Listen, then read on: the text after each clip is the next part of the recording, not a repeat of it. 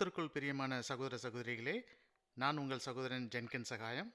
இந்த காணொளி மூலமாக உங்களை சந்திப்பதில் பெரும் மகிழ்ச்சி அடைகிறேன். கர்த்தரின் பண்டிகை நாட்கள் குறித்ததான இந்த இறுதி பாகத்தில் இலையுதிர்கால பண்டிகைகளான பாவ நிவர்த்தி நாள் மற்றும் கூடார பண்டிகையினை பற்றி நாம் பார்க்க இருக்கின்றோம். முதலாவதாக பாவ நிவர்த்தி நாள். இது வேதாகம நாள்காட்டியின்படி 7ஆம் மாதம் 10ஆம் தேதி கொண்டாடப்படுகிறது. இதை குறித்ததான கட்டளைகளை நாம் லேவியராகமம் 23ஆம் அதிகாரம் 26 முதல் 32 வசனங்களில் வாசிக்கலாம். பின்னும் கர்த்தர் மோசேயை நோக்கி, அந்த 7ஆம் மாதம் 10ஆம் தேதி உங்களுக்கு பாவ நிவர்த்தி செய்யும் நாளும் சபை கூடும் பரிசுத்த நாளுமாயிருப்பதாக.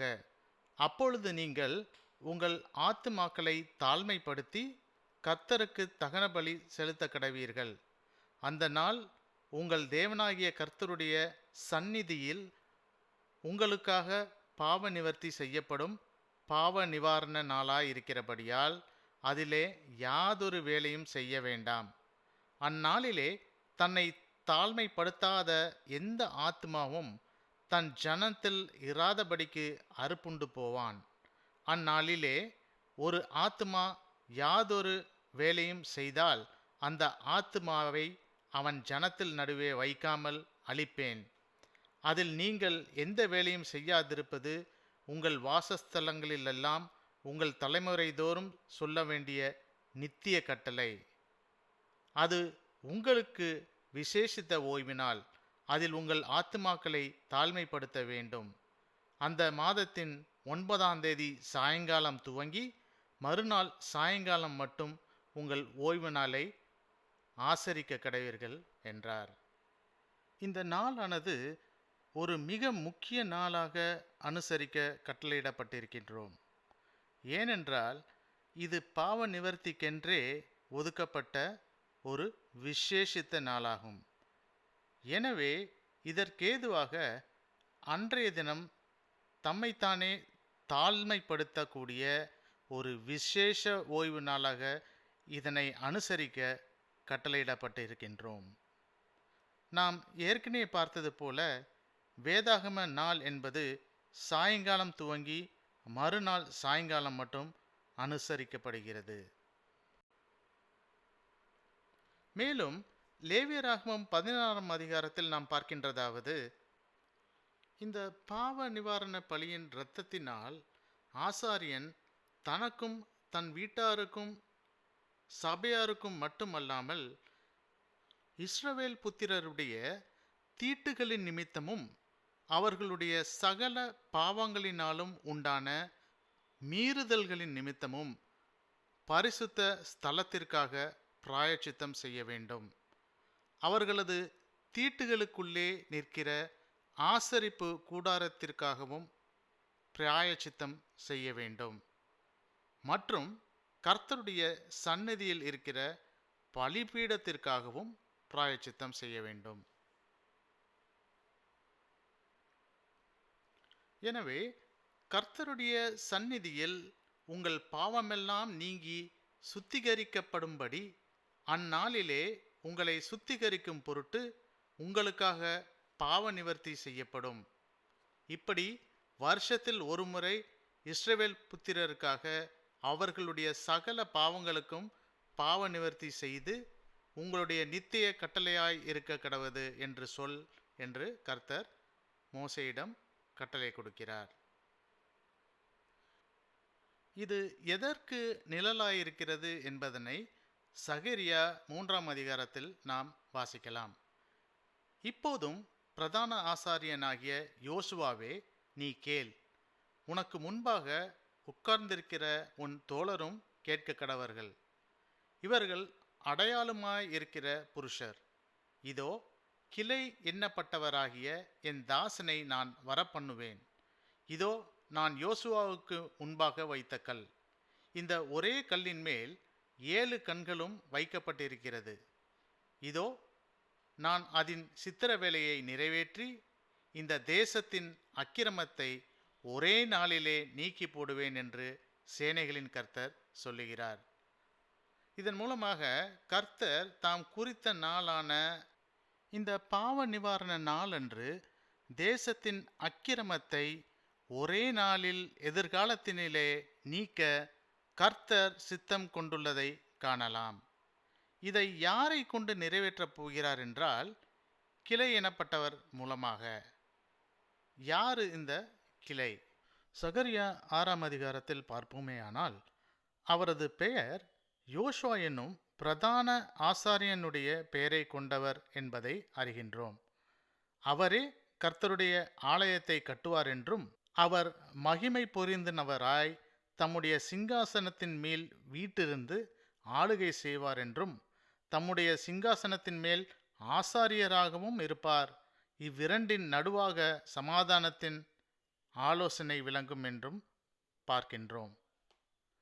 இதில் முக்கியமான விஷயம் என்னவென்றால், பிரதான ஆசாரியர் யாரும் சிங்காசனத்தில் உட்கார்ந்து ஆளுகை செய்வதில்லை. அரசர் மட்டுமே ஆளுகை செய்வார். ஆனால் இந்த யோசுவாவின் பெயரை கொண்ட கிளை எனப்படுபவர் சிங்காசனத்தின் மேல் ஆசாரியராகவும் இருப்பார், ஆளுகை செய்பவராகவும் இருப்பார் என்பதனை பார்க்கின்றோம். இந்த யோசுவா என்னும் பெயர் எஸ்ரா நெகேமியா புத்தகத்தில் யெஷுவா என்று குறிப்பிடப்பட்டுள்ளதை பார்க்கலாம். இதுவே புதிய ஏற்பாட்டு புத்தகத்தில் கிரேக்க மொழியில் பெயர் மாற்றம் கண்டு தமிழில் இயேசு என்று பெயர் பெற்றுள்ளது. எபிரேயருக்கு எழுதின நிருபம் 7ஆம் அதிகாரம் முதல் 10ஆம் அதிகாரம் வரை நாம் வாசித்தோமேயானால், எதன் அடிப்படையில் ஆண்டவராகிய இயேசு கிறிஸ்து இந்த இரு துறைகளையும் பூர்த்தி செய்கிறார் என்பதை அறிய முடியும். இந்த பாவ நிவர்த்தி நாள் அன்றுதான் வருங்காலத்தில் கர்த்தரின் சித்தம்படி சகரியா 12 கூறப்பட்டுள்ளது போல, நான் தாவீது குடும்பத்தாரின் மேலும் எருசலேம் குடிகளின் மேலும் கிருபையின் ஆவியையும் விண்ணப்பங்களின் ஆவியையும் ஊற்றுவேன். அப்பொழுது அவர்கள் தாங்கள் குத்தின என்னை நோக்கி பார்த்து, ஒருவன் தன் ஒரே பேரானவனுக்காக புலம்புகிறது போல எனக்காக புலம்பி, ஒருவன் தன் தலைச்சன் பிள்ளைகளுக்காக துக்கிக்கிறது போல எனக்காக மனங்கசந்து துக்கிப்பார்கள். அந்நாளிலே மெகிதோன் பட்டணத்துக்கு பள்ளத்தாக்கின் ஊராகிய ஆதாத்ரிம்மோனின் புலம்பலை போல எருசலேமின் புலம்பல் பெரிதாயிருக்கும். தேசம் புலம்பிக் கொண்டிருக்கும். ஒவ்வொரு வம்சமும் தனித்தனியாக புலம்பும். தாவீது குடும்பத்தார் தனியேயும் அவர்கள் ஸ்திரீகளின் தனியேயும், நாத்தான் குடும்பத்தார் தனியேயும் அவர்கள் ஸ்திரீகள் தனியேயும், லேவி குடும்பத்தார் தனியேயும் அவர்கள் ஸ்திரீகள் தனியேயும், ஷிமை குடும்பத்தார் தனியேயும் அவர்கள் ஸ்திரீகள் தனியேயும் புலம்புவார்கள். இந்த நிகழ்வானது நிறைவேறும் நாள் இந்த பாவ நிவர்த்தி நாள் என்று. இதே நாளில் உபாகமம் 32:43 கூறப்பட்டுள்ள நிகழ்வும் நிறைவேறும். ஜாதிகளே, அவருடைய ஜனங்களோடே கூட களி கூறுங்கள்.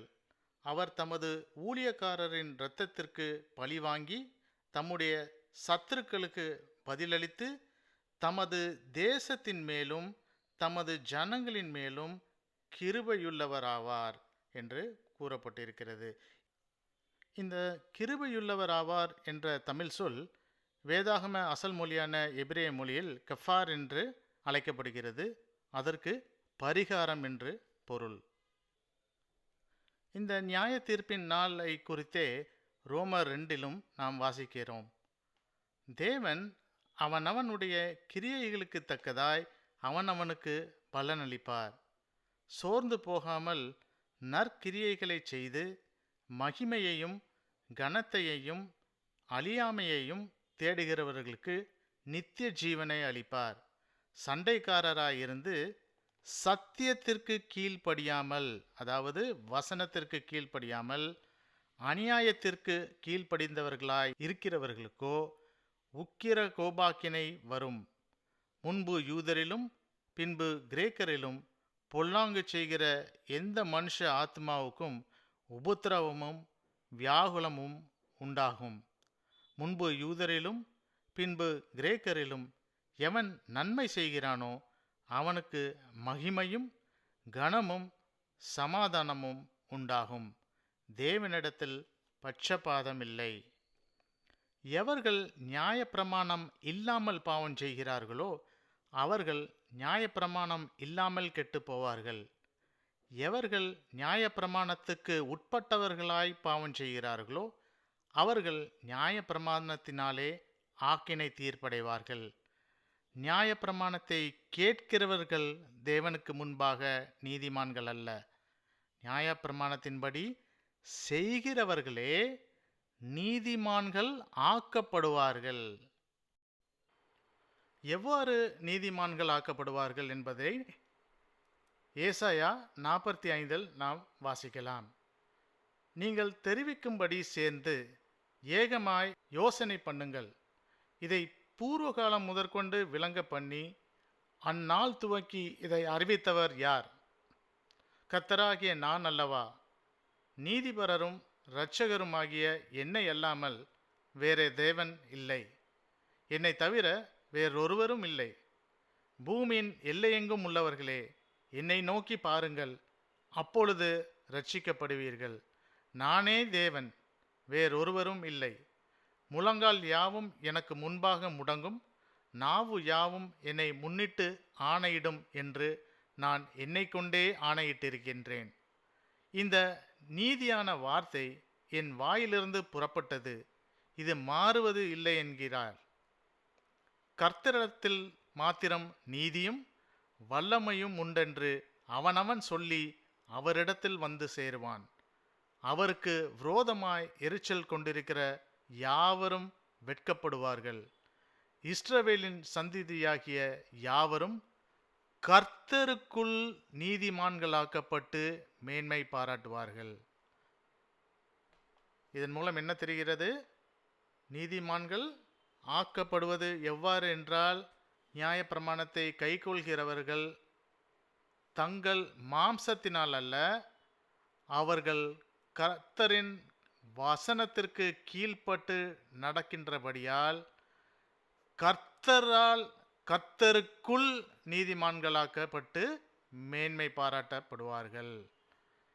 இதேதான் ஏசாயா 54 நாம் பார்க்கின்றோம். உனக்கு விரோதமாய் உருவாக்கப்படும் எந்த ஆயுதமும் வாய்க்காதே போம். உனக்கு விரோதமாய் நியாயத்தில் எழும்பும் எந்த நாவையும் நீ குற்றப்படுத்துவாய். இது கர்த்தருடைய ஊழியக்காரரின் சுதந்திரமும் என்னால் உண்டான அவர்களுடைய நீதியுமாயிருக்கிறது என்று கர்த்தர் சொல்கிறார். இந்த பாவ நிவார்த்தி நாள் அன்றுதான் நியாய தீர்ப்பு வழங்கப்படுவதால் வெளிப்படுத்தின விசேஷம் 20 நாம் வாசிக்கின்றதாவது, மரித்தோராகிய சிறியோரையும் பெரியோரையும் தேவனுக்கு முன்பாக நிற்க கண்டேன். அப்பொழுது புஸ்தகங்கள் திறக்கப்பட்டன. ஜீவ புஸ்தகம் என்றும் வேறொரு புஸ்தகமும் திறக்கப்பட்டது. அப்பொழுது அந்த புஸ்தகங்களில் எழுதப்பட்டவைகளின்படியே மரித்தோர் தங்கள் தங்கள் கிரியைகளுக்கு தக்கதாய் நியாய தீர்ப்படைந்தார்கள்.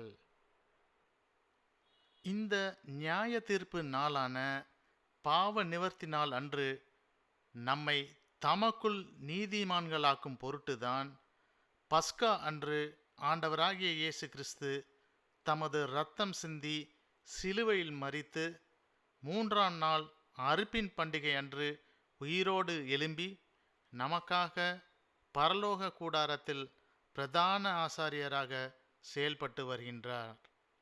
மீண்டும் எக்கால பண்டிகை அன்று தன்னுள் மரித்தோரை உயிரோடு எழுப்பி நியாய தீர்ப்பின் நாளான பாவ நிவர்த்தி நாள் அன்று தனக்குள் அவர்களை நீதிமான்களாக்கி புதிய உடன்படிக்கையின் மூலம் தமது ராஜ்யத்திற்குள் அழைத்து செல்லும் அந்த நிகழ்வுதான் கர்த்தரின் கடைசி பண்டிகையான கூடார பண்டிகை.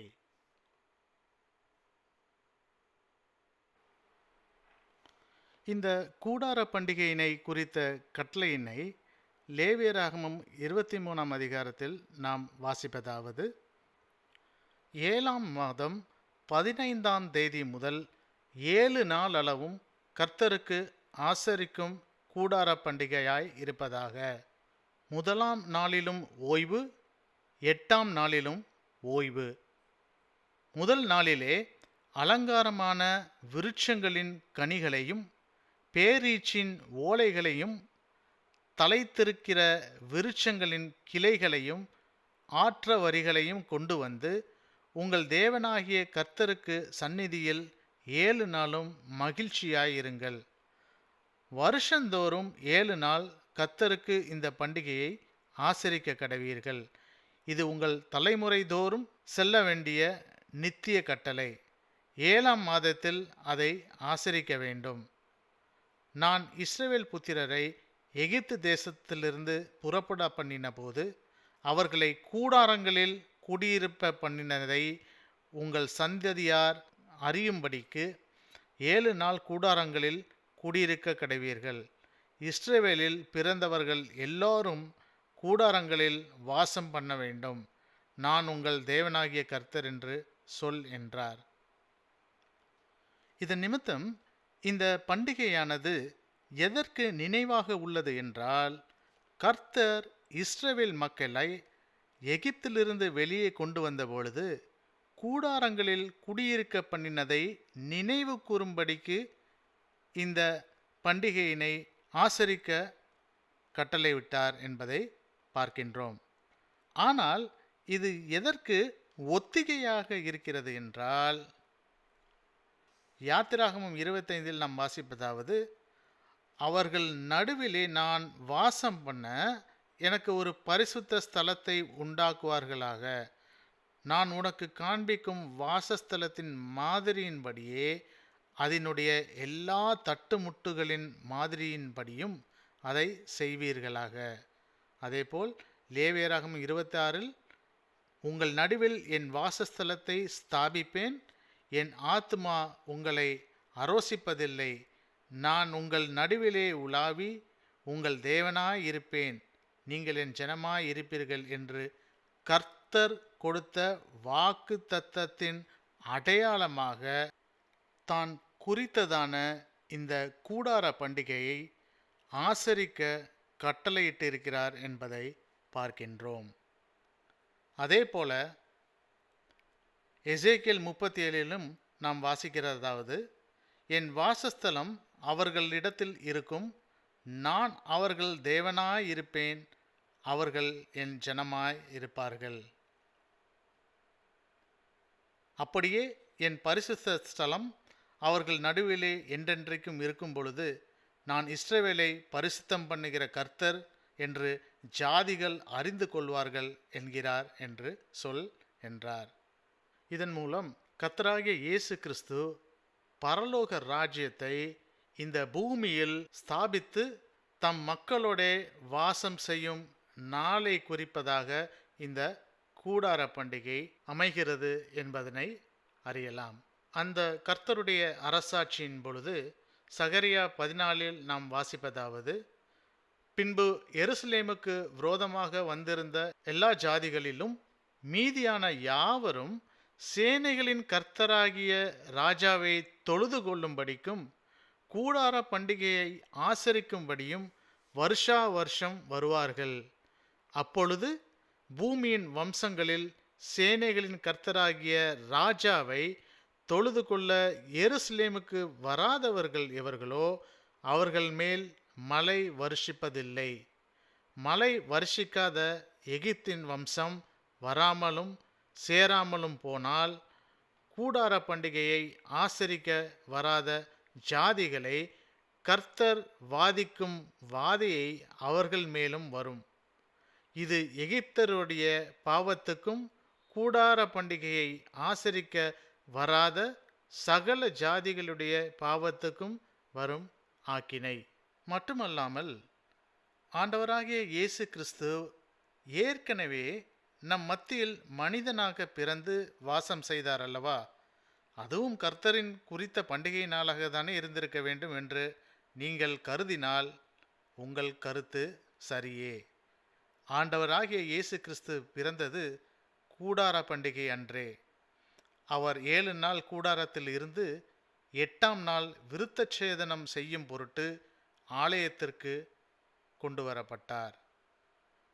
கிறிஸ்துவின் பிறப்பையும் இந்த கூடார பண்டிகையின் இணக்கத்தை உணர்த்தும் பொருட்டுதான் யோவான் 1 நாம் வாசிப்பதாவது, அந்த வார்த்தை மாம்சமாகி கிருபையினாலும் சத்தியத்தினாலும் நிறைந்தவராய் நம்மிடையே வாசம் பண்ணினார் என்பதனை காண்கின்றோம். இதில் வாசம் பண்ணினார் என்ற கிரேக்க சொல் ஸ்கெனு எனப்படும். இது எபிரேய மொழியில் ஷெக்கான் என்று அழைக்கப்படுகிறது. இந்த ஷெக்கான் என்பதன் பொருள் சுக்கா என அழைக்கப்படுகிற கூடாரம் ஆகும். ஆனால் நீங்கள் நினைக்கலாம், வேதாகமத்தில்தான் இயேசு கிறிஸ்துவின் பிறந்த தினம் அறிவிக்கப்படவில்லையே, பின்னர் எப்படி இதனை உறுதி செய்ய முடியும் என்று.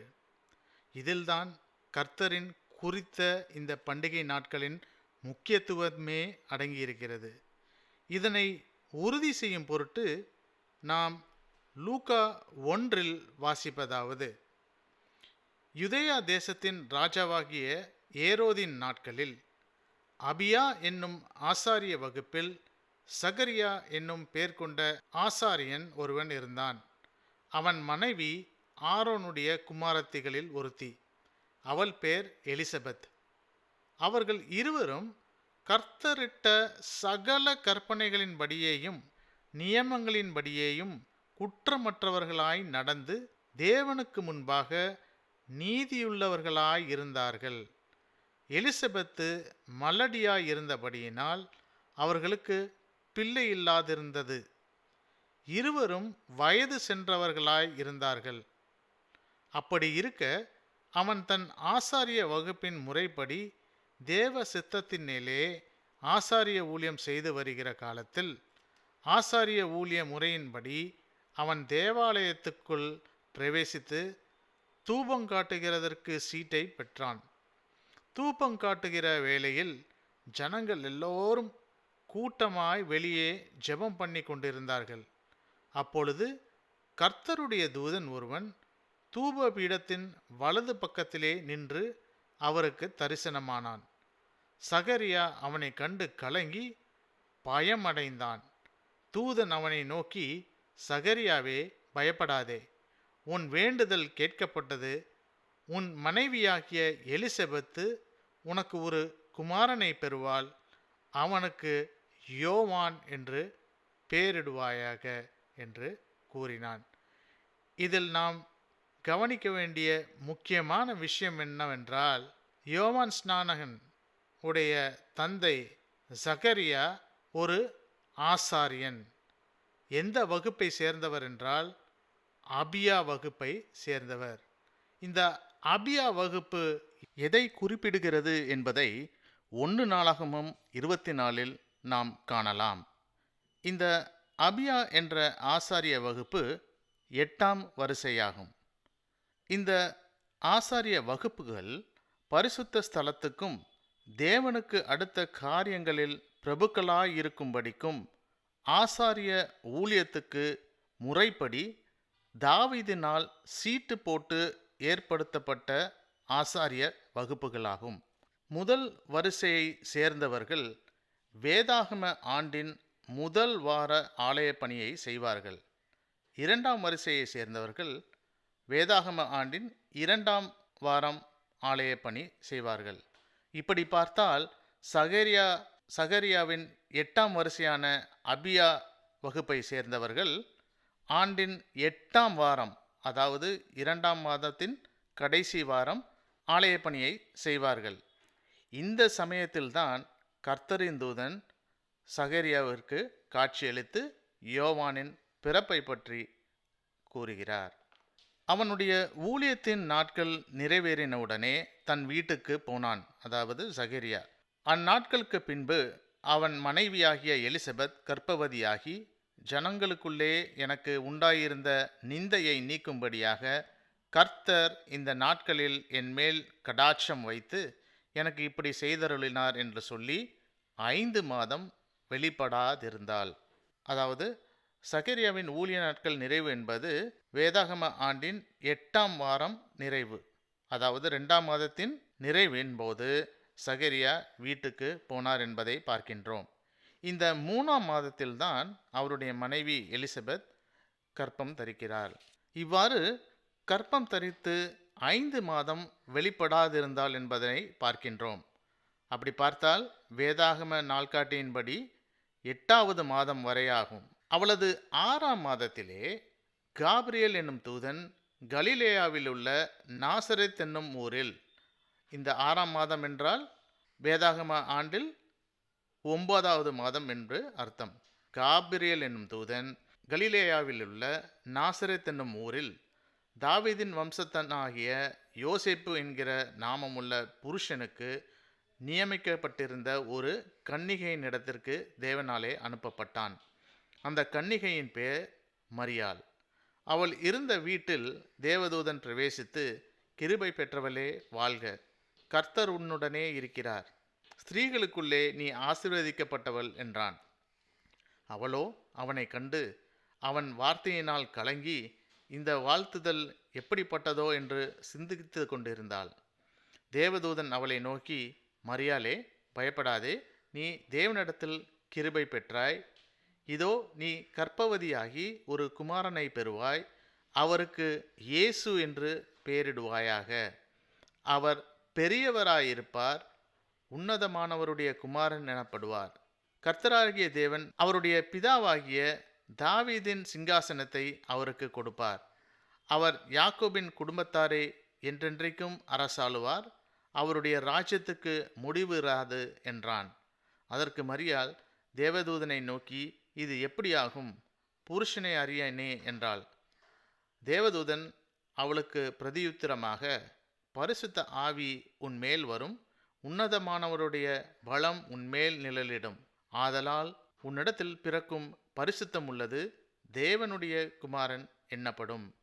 இதோ உனக்கு இனத்தாலாயிருக்கிற எலிசபெத்தும் தன் முதிர் வயதிலே ஒரு புத்திரனை கர்ப்பந்தரித்திருக்கின்றாள். மலடி என்னப்பட்டவள், அவளுக்கு இது 6ஆம் மாதம் என்று தூதன் குறிப்பிடுகிறார்.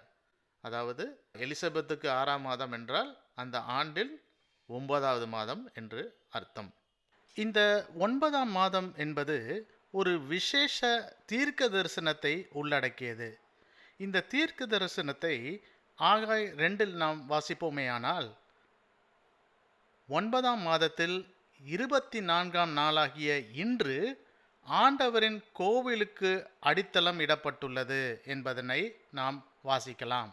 இந்த ஆலயத்தின், அதாவது இந்த கோவிலின் அடித்தளம் இடப்பட்டுள்ளதன் நிகழ்வாக என்ன நடக்கவிருக்கும் என்பதனை கர்த்தர் விளக்குகிறார்.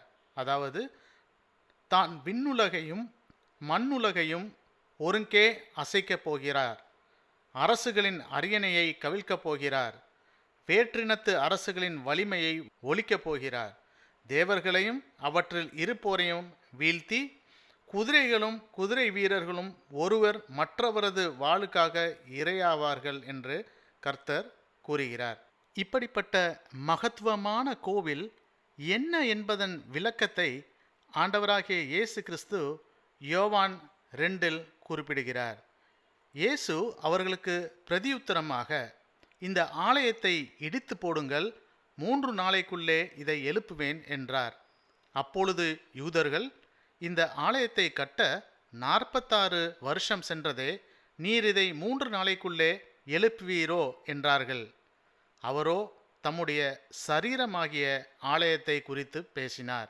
இதன் மூலம் இந்த மகத்துவமான தீர்க்க தரிசனம் மரியாள் ஆண்டவராகிய இயேசு கிறிஸ்துவை கருத்தரித்த நாளை குறிக்கின்றது என்பதனை உணரலாம். இதே ஆகாய் தீர்க்க தரிசனத்தை லூக்கா 2 சீமோனும் உறுதி செய்கிறார். பின்னும் சீமோன் அவர்களை ஆசீர்வதித்து அவருடைய தாயாகிய மரியாளை நோக்கி, இதோ அநேகருடைய இருதய சிந்தனைகள் வெளிப்படத்தக்கதாக இஸ்ரவேலில் அநேகர் விழுகிறதற்கும் எழுந்திருக்கிறதற்கும் விரோதமாக பேசப்படும் அடையாளமாவதற்கும் இவர் நியமிக்கப்பட்டிருக்கிறார் என்று கூறுகிறார். இந்த வாக்கியங்களின்படி நாம் பார்த்தால், வேதாகம நாள்காட்டியின்படி 9ஆம் மாதம் 24ஆம் நாள் மரியாளுக்குள்ளே இயேசு கிறிஸ்து கருவுற்று கற்பகாலம் 40 வாரங்கள் கழித்து 7ஆம் மாதம் 15ஆம் நாள் தாம் குறித்ததான கூடார பண்டிகை அன்று மனிதனாக பிறந்து தாம் கொடுத்த வாக்கை நிறைவேற்றினார் என்பதனை உணரலாம். குறிப்பாக இந்த 9ஆம் மாதம் 24ஆம் தேதி மாலையான 25ஆம் தேதியை யூதர்கள் பின்னர் காலத்தில் தங்கள் வரலாற்றில் நடந்த ஒரு நிகழ்வின் நினைவாக ஹனக்கா என்கின்ற அர்ப்பணிப்பு பண்டிகை அல்லது ஒளியின் பண்டிகையை கொண்டாட துவங்கினர். ஒருவேளை நீங்கள் இதை நம்பாமல் டிசம்பர் 25 தான் இயேசு கிறிஸ்து பிறந்த தினம் என்று எண்ணுவீர்களேயானால், லூக்கா 2ஆம் அதிகாரத்தில் நாம் வாசிக்கின்றதாவது, அவ்விடத்திலே அவர்கள் இருக்கையில் அவளுக்கு பிரசவ காலம் நேரிட்டது. அவள் தன் முதற்பேறான குமாரனை பெற்று சத்திரத்திலே அவர்களுக்கு இடமில்லாதிருந்தபடியினால் பிள்ளையை துணிகளில் சுற்றி முன்னையிலே கிடத்தினாள். அப்பொழுது அந்த நாட்டிலே மேய்ப்பர்கள் வயல்வெளியில் தங்கி ராத்திரியிலே தங்கள் மந்தையை காத்து கொண்டிருந்தார்கள் என்பதனை வாசிக்கின்றோம். ஆனால் எருசலேமும் அதன் அருகே 6 மைல் தொலைவிலே இருக்கும் பெத்லகேமும் டிசம்பர் 25ஆம் நாள் பருவநிலையை ஆராய்ந்து பார்த்தீர்களே ஆனால் பனிப்பொழிவுடனே காணப்படும். இத்தகைய சூழ்நிலையிலா ராத்திரியில் மேய்ப்பர்கள் வயல்வெளியில் தங்கி தங்கள் மந்தைகளை காத்து கொண்டிருப்பார்கள்? ஆண்டவராகிய இயேசு கிறிஸ்து தனது முதல் வருகையை எப்படி இந்த கூடார பண்டிகையில் நிறைவேற்றினாரோ அதே போல தமது ராஜ்யத்தை இந்த பூமியில் ஸ்தாபிக்கும் பொழுது மீண்டும் இந்த கூடார பண்டிகை அன்றே ஸ்தாபிப்பார் என்பதனை நாம் பார்த்தோம்.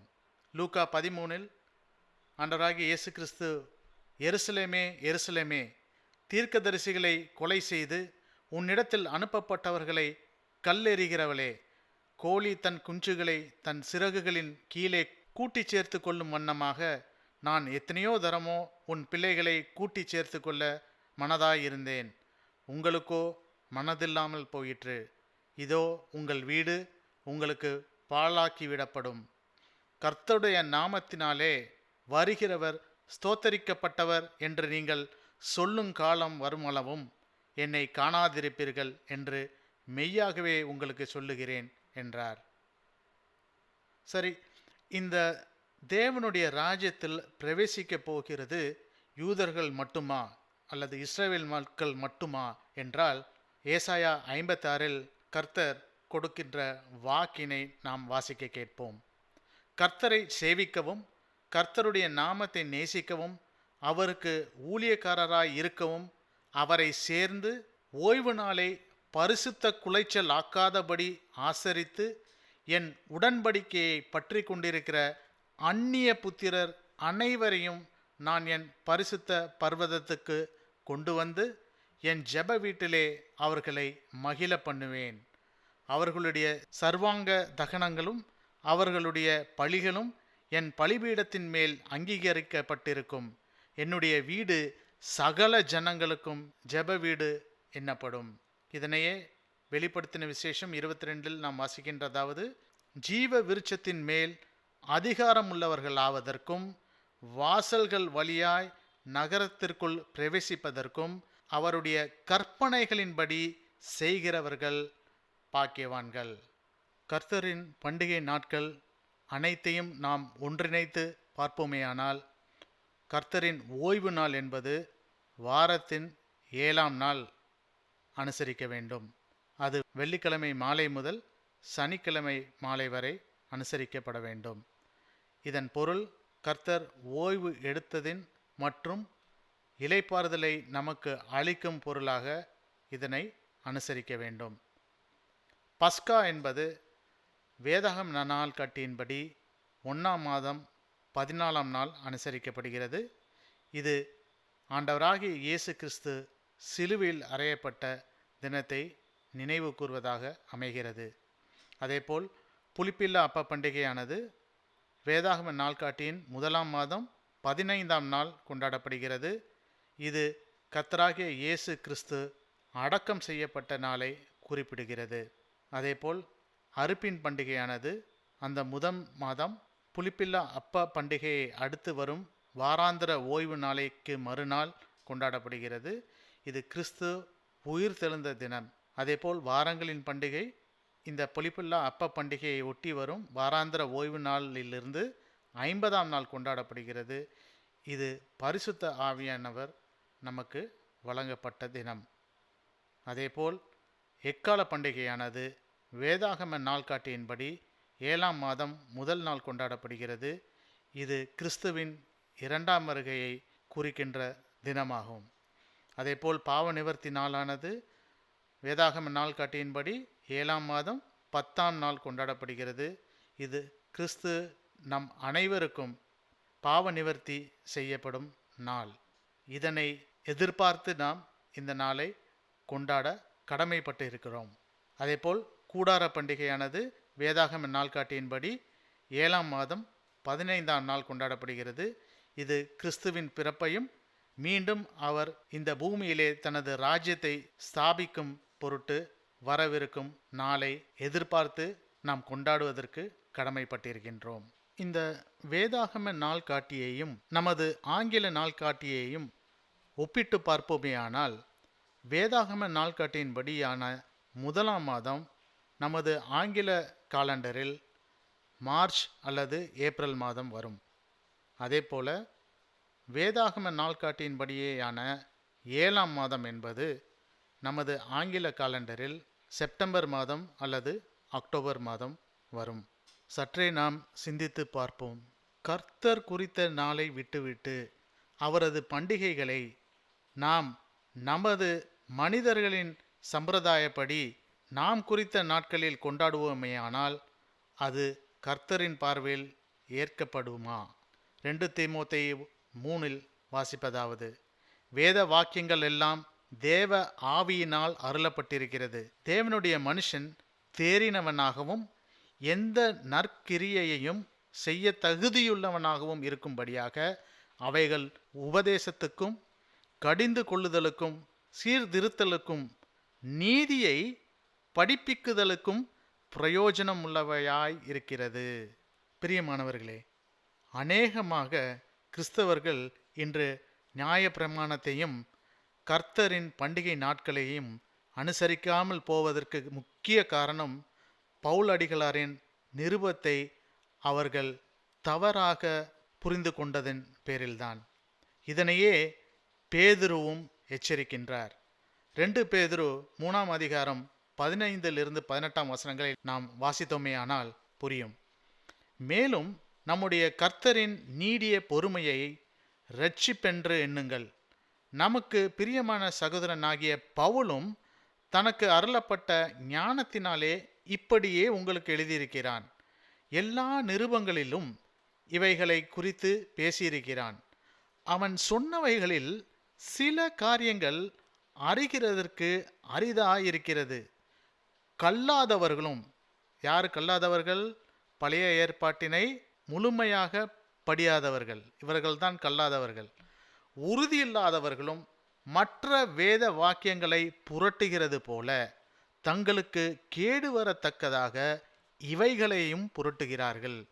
ஆதலால் பிரியமானவர்களே, இவைகளை முன்னமே நீங்கள் அறிந்திருக்கிறபடியால் அக்கிரமக்காரருடைய வஞ்சகத்திலே நீங்கள் இழுப்புண்டு உங்கள் உறுதியிலிருந்து அக்கிரமக்காரனுடைய வஞ்சகத்திலே நீங்கள் இழுப்புண்டு உங்கள் உறுதியிலிருந்து விலகி விழுந்து போகாதபடிக்கு எச்சரிக்கையாயிருந்து நம்முடைய கர்த்தரும் இரட்சகருமாகிய இயேசு கிறிஸ்துவின் கிருபையிலும் அவரை அறிகிற அறிவிலும் வளருங்கள். அவருக்கு இப்பொழுதும் என்றென்றைக்கும் மகிமை உண்டாவதாக. ஆமேன் என்று எச்சரிக்கின்றார். இதை கேட்டு மீண்டும் தங்களை திருத்திக் கொள்ளாதவர்கள் 2 தீமோத்தேயு 4ஆம் அதிகாரத்தில் நாம் வாசிக்கின்றோம். ஏனென்றால் அவர்கள் ஆரோக்கியமான உபதேசத்தை பொறுக்க மனமில்லாமல் செவித்தினர் உள்ளவர்களாகி தங்கள் சுய இச்சைகளுக்கேற்ற போதகர்களை தங்களுக்கு திரளாக சேர்த்து கொண்டு சத்தியத்துக்கு செவியை விலக்கி கட்டுக்கதைகளுக்கு சாய்ந்து போகும் காலம் வரும் என்று முன்னமே பவுல் எச்சரித்தார். அதுதான் இன்றும் நடந்து கொண்டிருக்கின்றது. ஏசாயா 8 நாம் வாசிக்கிறதாவது, சாட்சி ஆகமத்தை கட்டி என் சீஷருக்குள்ளே வேதத்தை முத்திரையிடு. வேதத்தையும் சாட்சி ஆகமத்தையும் கவனிக்க வேண்டும். இந்த வார்த்தையின்படி சொல்லாவிட்டால் அவர்களுக்கு விடியற்காலத்து வெளிச்சமில்லை.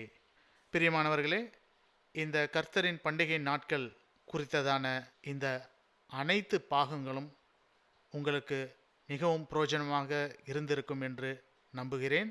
இவற்றை குறித்ததான எந்த ஒரு சந்தேகங்கள் இருந்தாலும் என்னை தொடர்பு கொள்ளுங்கள். அதற்கான விளக்கங்களை உங்களுக்கு நான் தந்து உங்கள் சந்தேகத்தை தீர்த்து வைப்பேன் என்று உறுதியளித்து விடைபெறுகிறேன். நன்றி. ஷலோம். உங்கள் ஜென்கின் சகாயம்.